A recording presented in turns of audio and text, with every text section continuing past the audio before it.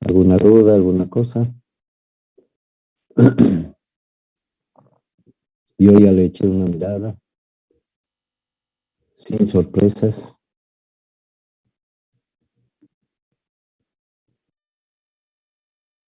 Bueno, si no hay nada, entramos al tema de hoy.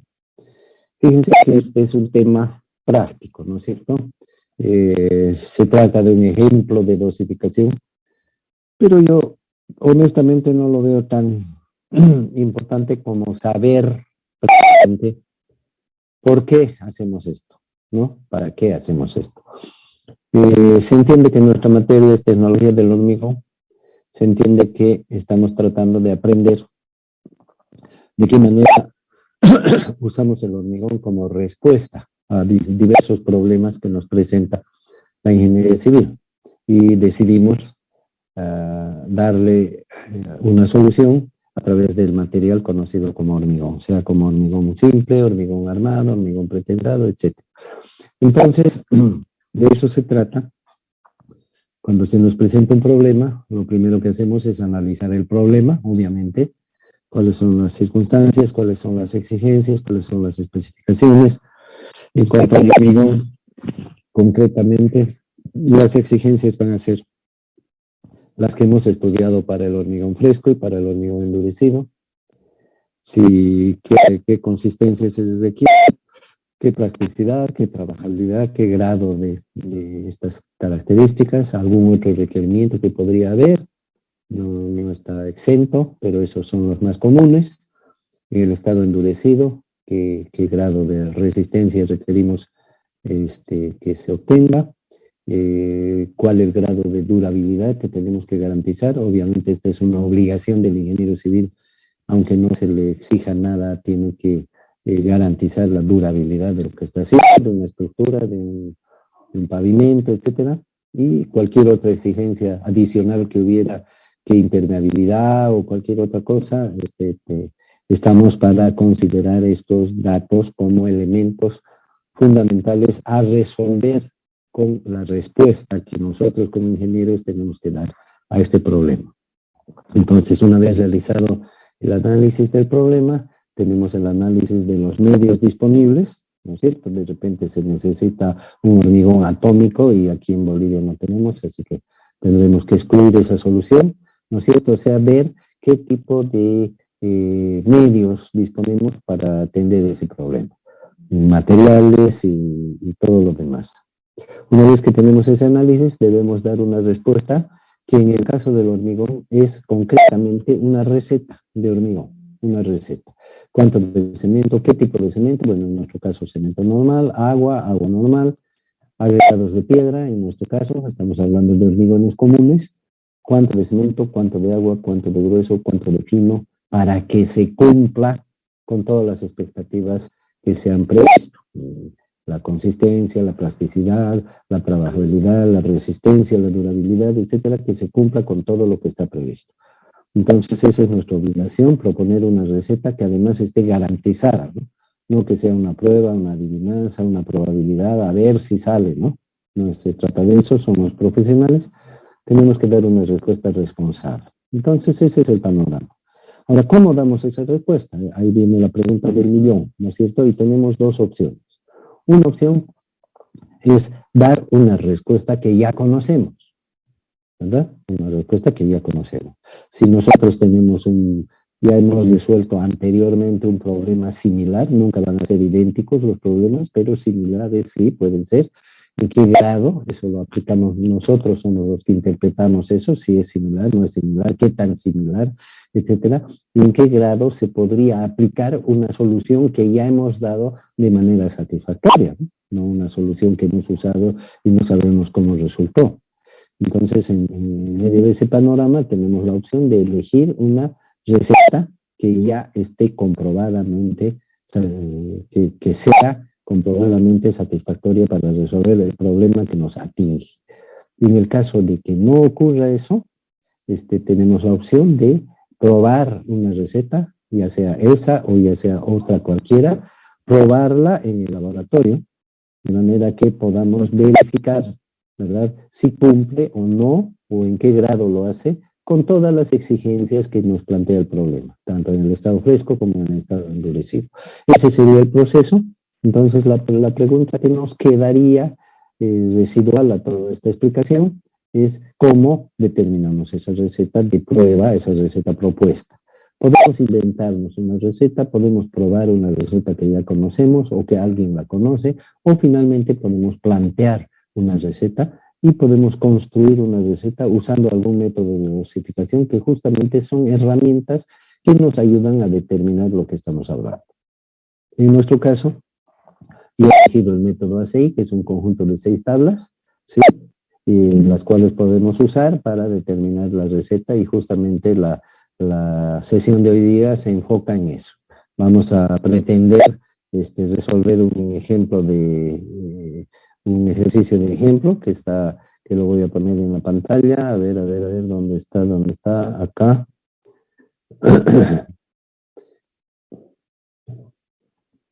Entonces, el problema dice, obviamente un problema inventado. Ustedes también se pueden inventar un problema cualquiera. Y dice, se desea conocer una receta ACI, porque va a ser una receta ACI. Por si acaso, las recetas que hallamos con cualquier método de dosificación, sea ACI o no sea ACI, no son soluciones a los problemas, son simplemente propuestas, sugerencias. Se necesita una receta para un hormigón, para una vivienda de 2 plantas en Santa Cruz. Por si acaso, todas las palabras que se utilizan en plantear un problema, un ejemplo en nuestro caso, porque yo soy docente y estoy intentando enseñar algo, entonces todas las palabras que se utilizan en el planteamiento de un problema son útiles. Acá dice vivienda de 2 plantas en Santa Cruz. ¿Tendrá algún significado? Vamos a ver más adelante. El tamaño máximo del agregado grueso es de 2 pulgadas. El módulo de fineza, del agregado fino 2.6, el peso unitario compactado seco del agregado grueso 1550 kilogramos metro cúbico, y la resistencia esperada a compresión 28 días de 200 kilos centímetros cuadrados. Esos son los datos, y quiero hacerles notar que estos datos, tamaño máximo, módulo de fineza, peso unitario y resistencia esperada, son los datos mínimos necesarios para utilizar este método. Si en algún caso se nos presentara un problema y no tenemos alguno de estos datos, entonces obviamente tenemos que obtenerlos. Entramos al laboratorio, determinamos el tamaño máximo o analizamos, mejor dicho, los planos, etcétera, y determinamos el tamaño máximo o consultando los planos y consultando al ingeniero calculista, averiguamos cuál es la resistencia esperada, cuál es la resistencia de diseño, con esa resistencia de diseño y los parámetros necesarios, encontramos cuál va a ser la resistencia esperada, o sea, la resistencia de laboratorio, y si no tenemos los otros datos de los materiales como el módulo de fineza y el peso unitario, tenemos que hacer esos ensayos en laboratorio. Sin esa información no se pueden usar las tablas porque son datos de entrada a algunas de las tablas que vamos a usar. La primera tabla que tenemos es la tabla número 1, que nos servirá para encontrar, si es que no tenemos una solución previa, ojo con eso. Les quiero hacer notar que cualquier dato, de cualquier fuente, sea un método de dosificación o lo que sea, si se puede usar cuando no tenemos otra referencia. Pero si nosotros de antemano decidimos que vamos a usar un hormigón semiseco con asentamiento 3 y ninguno de estos casos nos sugiere eso, entonces usamos el asentamiento 3. Es decir, nuestras decisiones que se supone que tienen un justificativo están por encima de lo que nos sugiere cualquier método de dosificación o cualquier fuente de información. ¿Okay? Siempre vamos a priorizar nuestras decisiones porque se supone que son justificadas. En el caso de que no tengamos ninguna sugerencia previa, entonces podemos usar esta tabla o cualquier otro método, donde para diferentes tipos de estructuras nos sugieren rangos de asentamiento, correcto, en centímetros. Entonces, como lo que vamos a hacer es una vivienda, y nuestra vivienda tiene zapatas, tiene muros, tiene vigas, tiene columnas, tiene losas, entonces en realidad estamos en todos los grupos. Y en todos los grupos el rango es 2 a 8, 2 a 10, etcétera. Podemos elegir uno de ellos, o quién sabe, dos 2 a 9 para variar. Entonces elegimos un valor y aquí tenemos de 2 a 8, 2 más 8, 10, entre 2, 5, 5 es el objetivo. Apuntamos a 5, pero podemos tener 5 más 3, 8 o 5 menos 3, 2. El rango sería 5 más menos 3. ¿Ok? Eso ya lo sabemos. Ya está elegido el asentamiento. Pasamos a la tabla número 2. La tabla número 2, como podrán observar, tiene 3 partes, ¿no? La primera parte, donde tenemos un título acá, que dice concreto sin aire incorporado. Una segunda parte que nos dice concreto con aire incorporado. Y una tercera parte que nos dice porcentaje de aire sugerido, debería estar esa palabra, para diferentes casos de exposición. Bueno, entonces nos están planteando aquí algo nuevo. Nos hablan de aire incorporado y no hemos hablado nunca de ese tema. Entonces vamos a dar una breve explicación sobre este asunto. En el hormigón existe aire de manera normal cuando mezclamos el cemento con el agua y los agregados. Es una mezcla entre sólidos y líquidos y esto nos genera que los sólidos al entrar en el líquido arrastran porciones de aire que forman burbujas dentro del líquido, en este caso dentro de la masa del hormigón fresco, y estas burbujas permanecen ahí o tienden a salir cuando están cerca de la superficie. Lo mismo que ocurre en una taza de café cuando colocamos azúcar granulada, ¿verdad? Empiezan a salir burbujas y estas burbujas salen más rápidamente si es que mezclamos o batimos el café. Entonces pasa lo mismo con el hormigón, se forman burbujas y este es un aire que de manera normal tiene el hormigón por este efecto físico que estamos comentando. Cuando se rompe una probeta de hormigón, si ustedes se fijan, llena de huequitos, de cavidades, que tienen la particularidad de estar distribuidos de manera heterogénea, o sea, desigual, en el hormigón, en la masa del hormigón, y también presentan diferentes tamaños, ¿no? Hay cavidades muy pequeñitas, otras medianas y otras más grandes. Ese es un tipo de hormigón. Pero hay otro, de aire. Pero hay otro tipo de aire que no lo podemos ver, que solamente se lo descubre si tomamos una muestra de hormigón y lo vemos en un microscopio, ¿sí? Es un aire micrométrico, podríamos decir, y todos los hormigones tienen este aire de manera natural y se le llama aire atrapado, de siglas AA mayúsculas, A.A, punto, o si no AA simplemente. En los países desarrollados que casualmente tienen en general estaciones de invierno muy crudas, donde se presenta congelamiento, nieve, hielo, etcétera.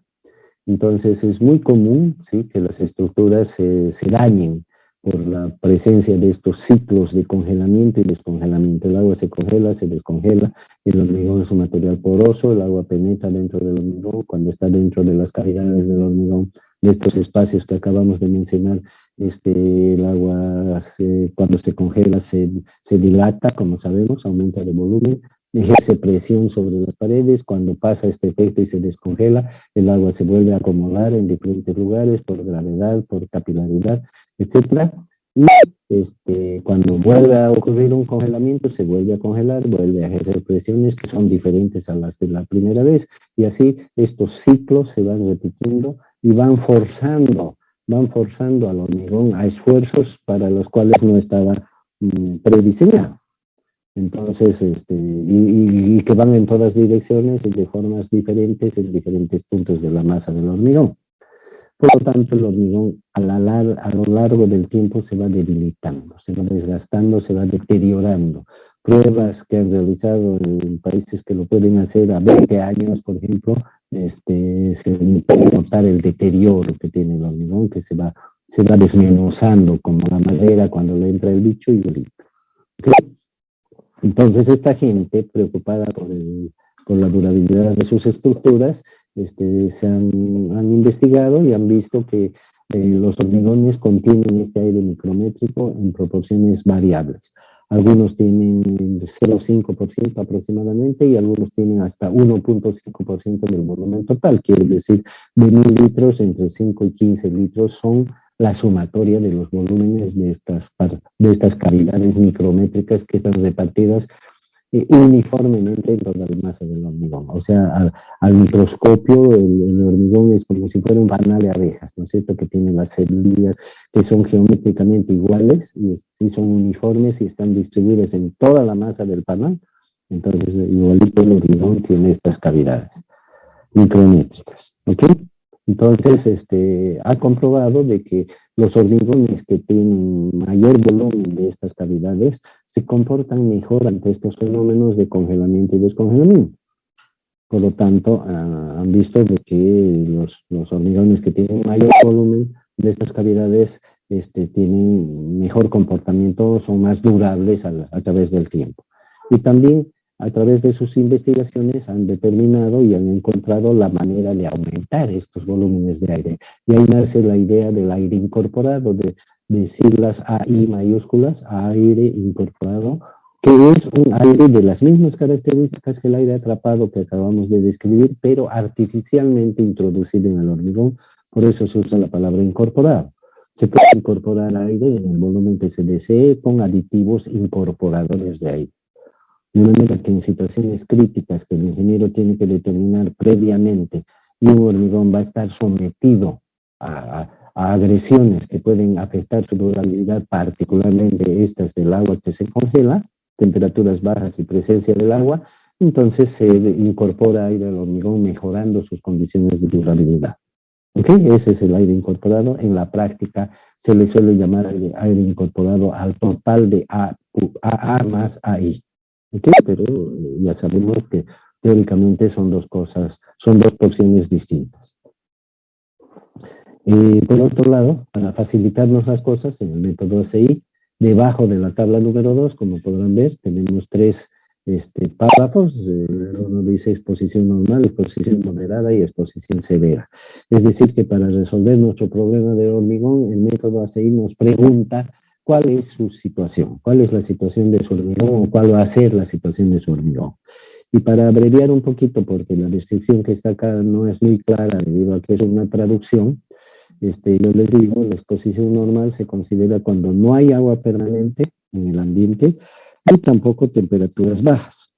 En el caso de Santa Cruz, por ejemplo, una columna en Santa Cruz no está en agua permanente ni tampoco el clima tiene temperaturas muy bajas, entonces no se va a congelar el agua. Esa sería una exposición normal, como en nuestro caso que dice vivienda en Santa Cruz. Ahora toma sentido el lugar, ¿no es cierto? Y el otro extremo, donde leemos acá exposición severa, que sería el caso opuesto, donde hay agua permanente o casi permanente y las temperaturas suelen bajar de cero, por lo tanto se presenta congelamiento y formación de hielo, etcétera. ¿Sí? Entonces, entre esas dos condiciones, hay una que se considera moderada, media, exposición media, donde el ingeniero no está seguro si puede clasificarla como normal o si puede considerarla como severa. Hay casos, hay todo tipo de casos, ¿no es cierto?, donde a veces puede congelar y a veces tiene agua, ¿no? Entonces es una condición que no es ni la una ni la otra, le llamamos media, o intermedia, o moderada. Entonces, lo primero que tenemos que hacer para utilizar la tabla número 2 es definir cuál es nuestro caso. Si nuestro caso fuera exposición normal, el ACI nos dice, si quiere, use aire incorporado, si quiere, o sea que el uso del aire incorporado es voluntario. Si decidimos usarlo, vamos a tener que usar la parte de abajo de la tabla que estoy señalando, y si decidimos no usarlo, vamos a usar la parte de arriba.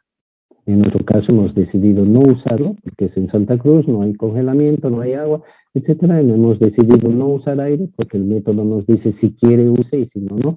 Hemos decidido no usarlo y por eso los datos, más adelante vamos a describir, los tenemos de la parte de arriba de la tabla.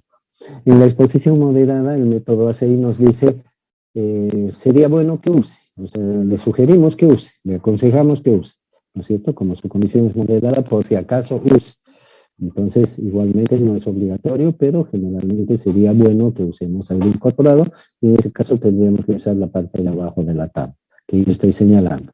Y también para saber cuánto aire vamos a usar, ¿no es cierto? Acá nos dice, si decide usar para exposición normal, le sugerimos estas cantidades; si decide usar para condición moderada, le sugerimos estas otras; y si decide usar para exposición severa, le sugerimos estas otras que, como verán, van aumentando.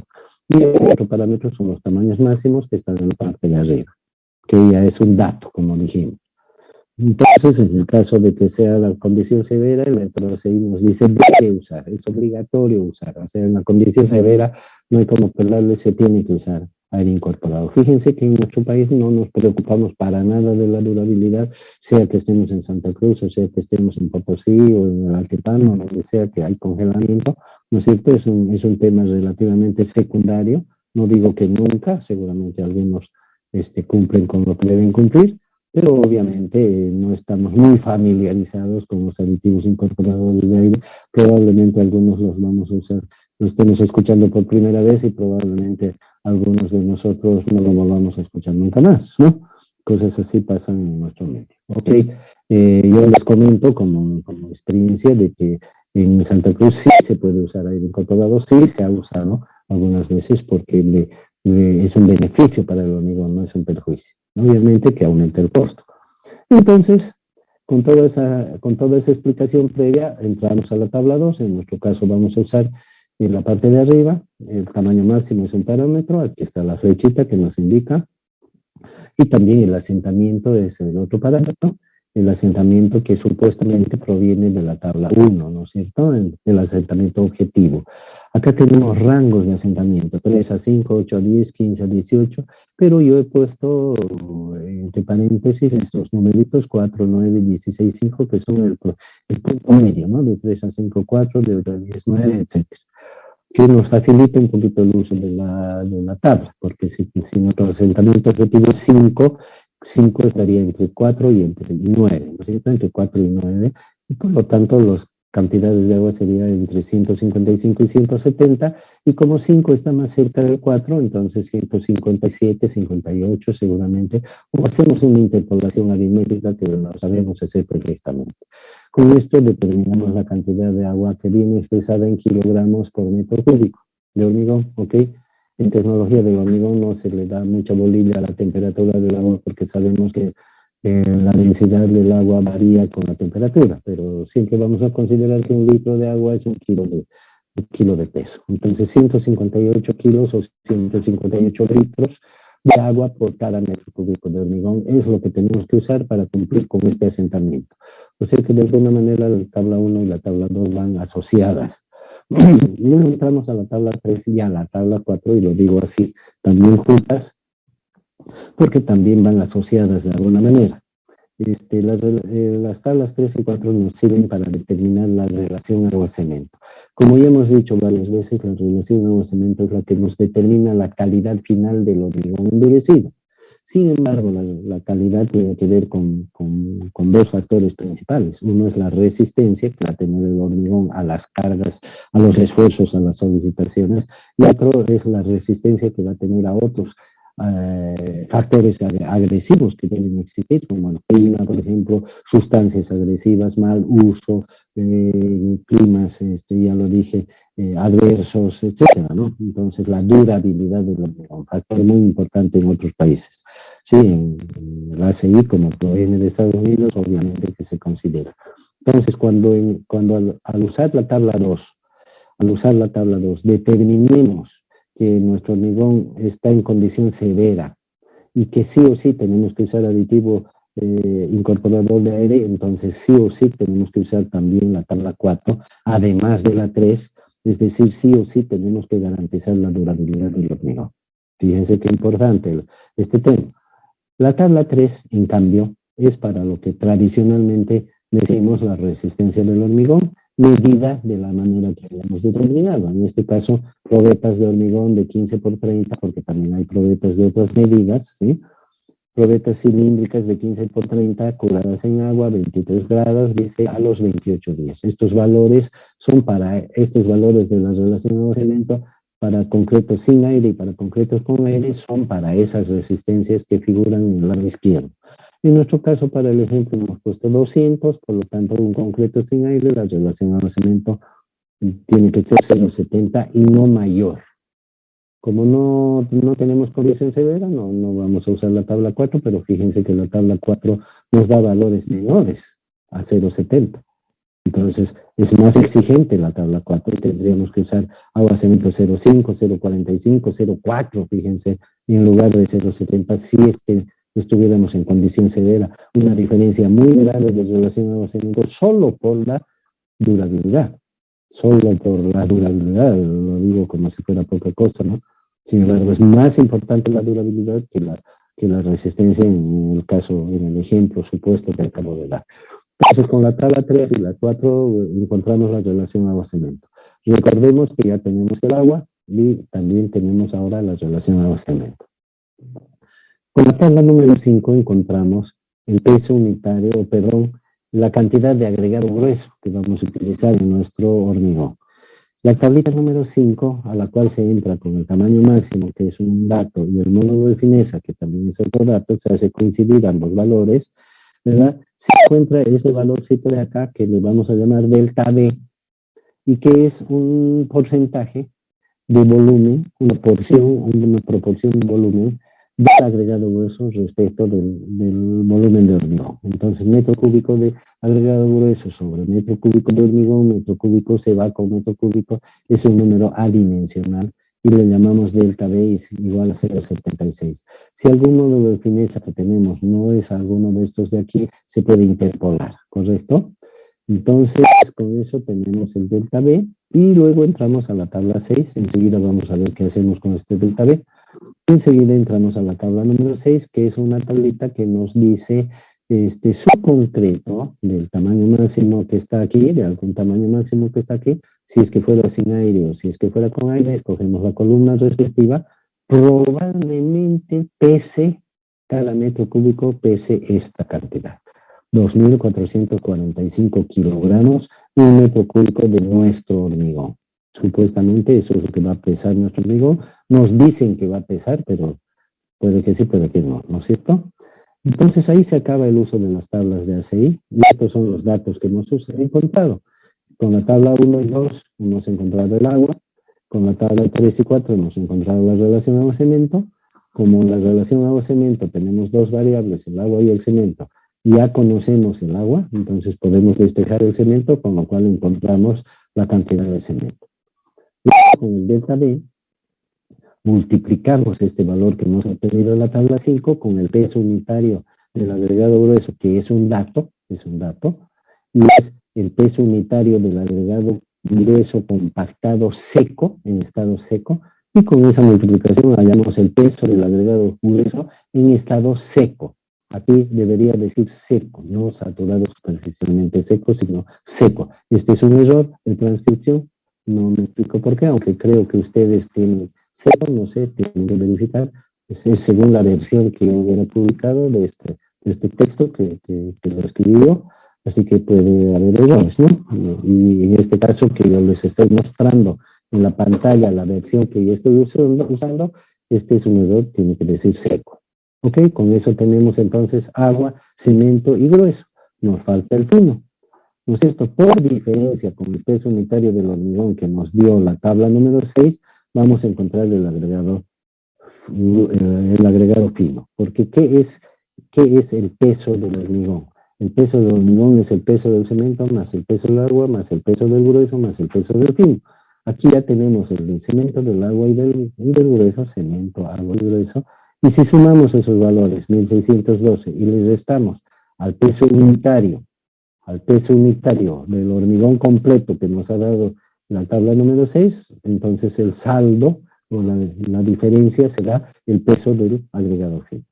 Entonces lo mismo, aquí tenemos el resultado del agregado fino en kilogramos y acá entre paréntesis debería decir seco, por las mismas razones que hemos definido para el agregado grueso. Entonces vendría a ser un error similar al anterior, tiene que decir seco, y donde finalmente tenemos la receta expresada en este cuadrito, resumida en este cuadrito. Vamos a suponer que aquí dice seco, seco, seco, esa sería la única salvedad, y algunas apreciaciones. En primer lugar, vemos que esta receta contiene cemento, agua, grueso y fino. Si tuviera más grueso, sería grueso 1, grueso 2, etc. Si tuviera aditivos, se colocan los aditivos aquí afuera, como si fuera una yapa, más aditivo 1, aditivo 2, aditivo 3, etcétera. Fíjense, generalmente se adopta este orden, primero el cemento, después el agua, después los huesos, después el fino, y fíjese que se incluye también la sumatoria, o sea, el peso total. Esta es una buena práctica. Luego, fíjense las letras que usamos: C para el cemento, minúscula; A para el agua, minúscula; G para el grueso, grueso 1, grueso 2, puede ser G1, G2; F para el fino, todas minúsculas y en ese orden. Son convencionalismos. No va a cambiar para nada si ponemos el grueso primero, ¿no? No va a cambiar, pero se suele escribir de esta manera. Y si alguien lo ve la G por encima, va a decir, bueno, qué raro este ingeniero, ¿no? Luego, fíjense que las cantidades están todas expresadas en kilogramos, todas expresadas en kilogramos. Y estas cantidades son para 1 metro cúbico de hormigón. Y finalmente les hago notar también, una vez más, que las cantidades, el peso de los agregados siempre deben estar asociadas a su humedad, que en este caso está errada y tiene que ser seco. En el caso de tener aditivos, ya les dije, se pone más aditivo 1, 2, 3, etc. Ese sería un recorrido rápido por el ejemplo que hemos hecho. En el próximo tema van a ver ustedes un ejemplo número u otro ejemplo, en el cual sí se va a usar aire incorporado. Para variar, vamos a tener un ejemplo sin y otro ejemplo con aire.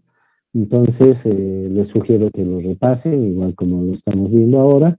Y también les sugiero algo más: dense ustedes mismos un ejercicio, ya sea con aire, sin aire, para hacer un tanque de agua, para hacer un muro de contención, para hacer un túnel, para hacer un canal, lo que sea, algo distinto de lo que hemos puesto aquí, vivienda, que no sea en Santa Cruz, que sea en la Antártida, en el Polo Norte, qué sé yo. Dense un tamaño máximo diferente, datos diferentes, modo de fineza diferente. ¿Qué tal si se dan un modo de fineza que no esté aquí? Por ejemplo, 2.5, ¿no? Que no esté aquí. O 3.2, ¿qué tal? ¿No? Y resuélvanlo, porque la única manera de resolverlas, de aprender las cosas que son con números, como bien lo sabemos, es practicar. De nada sirve que yo bla, bla, bla, bla, bla, les relate, les muestre lo que está acá. Ustedes van a sentir con su cabeza, pero no sabemos si ustedes estuvieran con el cursor, si pudieran decir las mismas cosas y entender las mismas cosas que estoy diciendo yo. No lo sabemos, ¿no? Entonces, se les sugiere practicar. No sé si tienen algún comentario, pregunta, duda respecto a lo que hemos visto. El próximo tema es otro ejemplo que les sugiero lo desarrollen. Comentarios, jóvenes.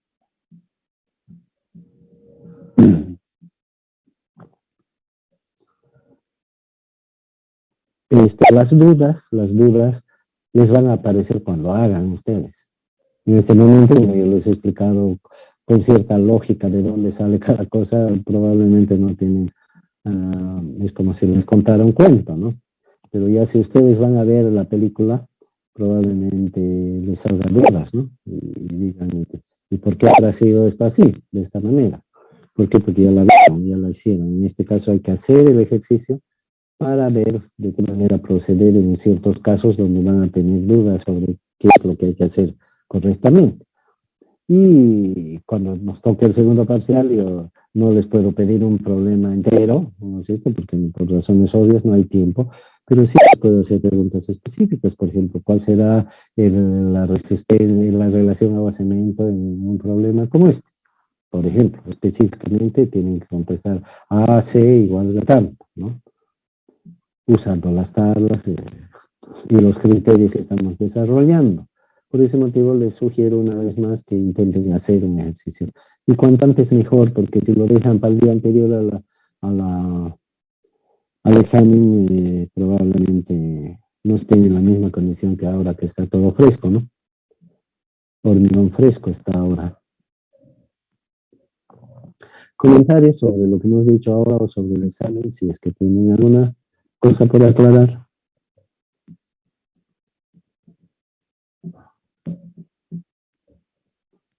Bueno, me alegra que no. Yo por mi parte ya le pegué una mirada y les digo que no están tan bien como debería estar.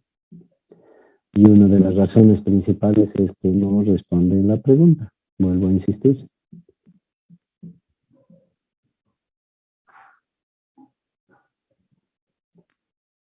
Buen día.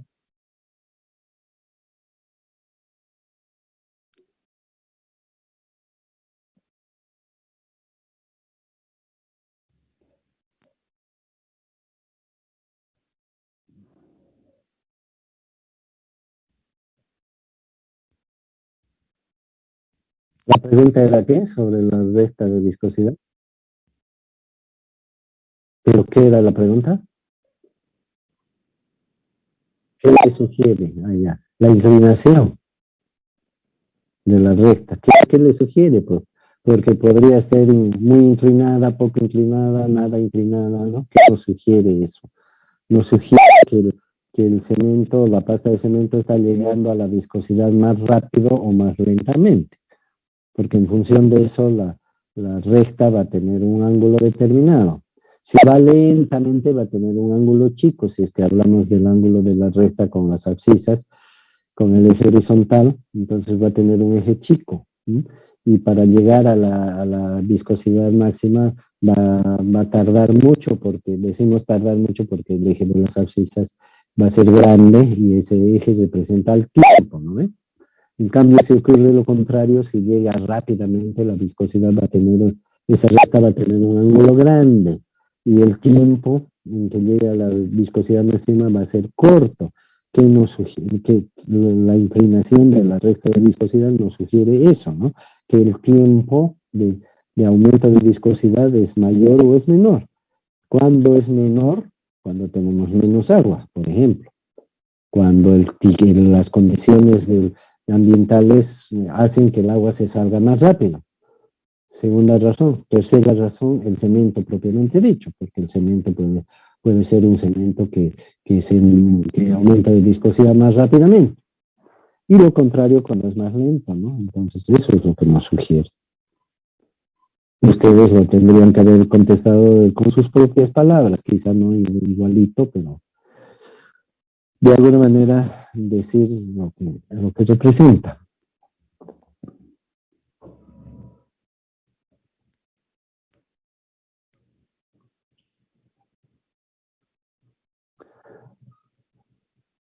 Nada más. Bueno, la paramos ahí entonces.